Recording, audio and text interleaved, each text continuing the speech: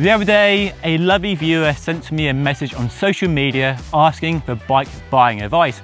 It said, "Dear David, I'm in the market for a new carbon fibre gravel bike with a Shimano GRX group set with a budget of around £3,000.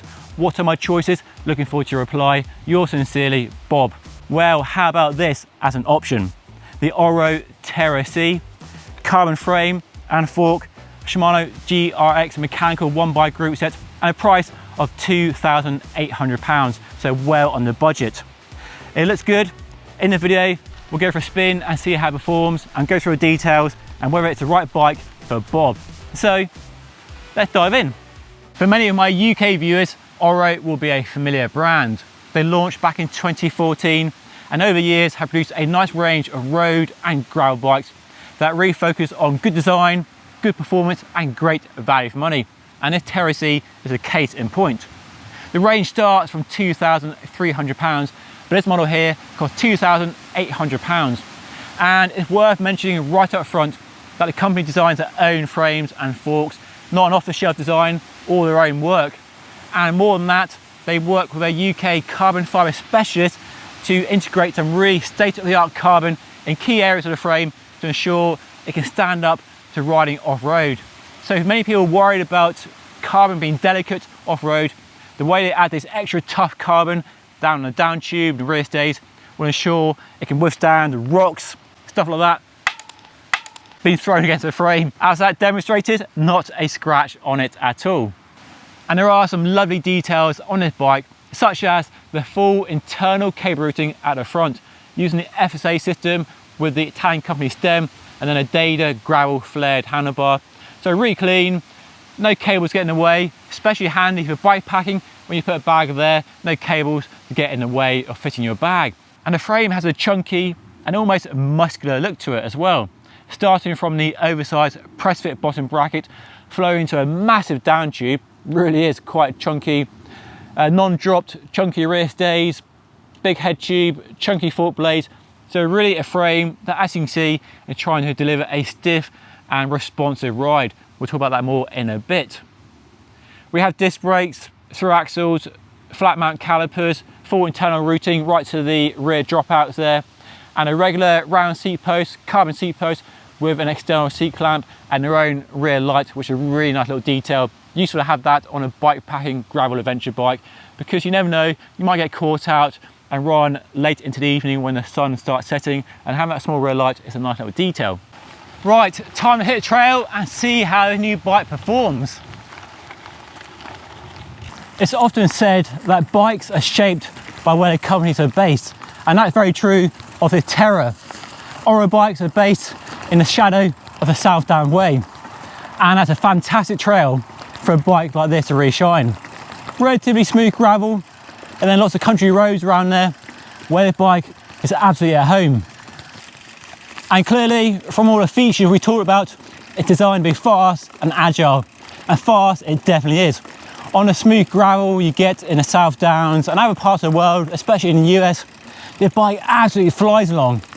It's fast on the road too, even with these tyres on, and not much slower than an endurance road bike. You can bash out those road miles with ease on this bike. So for doing road miles, back country lanes and smooth gravel like this now, this bike is right at home. But where the bike comes unstuck is when you try and ride rougher trails, whether gravel tracks or wooden trails that I like to ride these bikes on. The tyre clearance on this bike is limited to a 42. The bike here has specced 38mm wide tyres, and simply put, they're just not wide enough for dealing with rougher trails. And because they're narrow, you have to run high pressure to minimise the risk of a puncture, and that makes the bike even firmer. And the frame itself is clearly very stiff, optimised for performance over comfort. There's not much flex on the seat post, not much front end compliance, and it's not as smooth as a Canyon Grizzle, my own Fairlight Sacan, or that Cannondale Topstone with a kingpin rear suspension. And I really miss having a RockShox suspension fork on a gravel bike I tested from Canyon a little while ago. So when you are riding rougher trails at high speed, it's quite a frenzied, exhilarating experience, but it's not fast. You're losing speed to the bike bouncing around being chucked offline, and you get beaten up. And on long rides, it's quite tiring.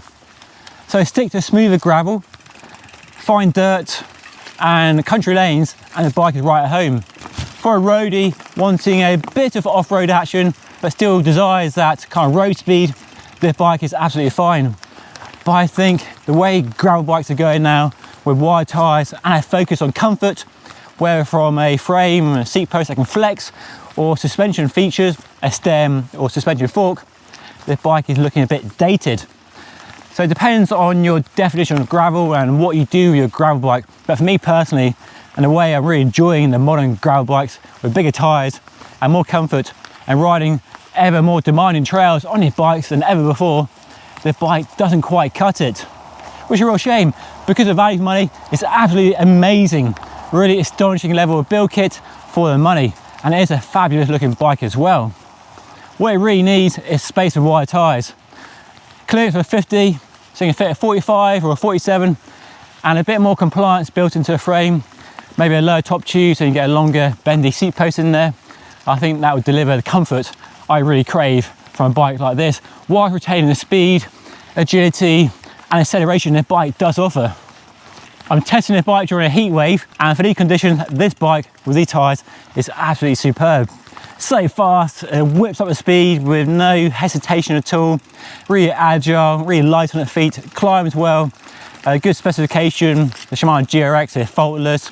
These tyres are fast rolling on dry gravel and very fast on the road too. But the other consequence of this dry weather at the moment is the trails are baked rock hard, and every bump from every person that walked along and ridden along on a horse or bike creates quite a lot of feedback through a bike.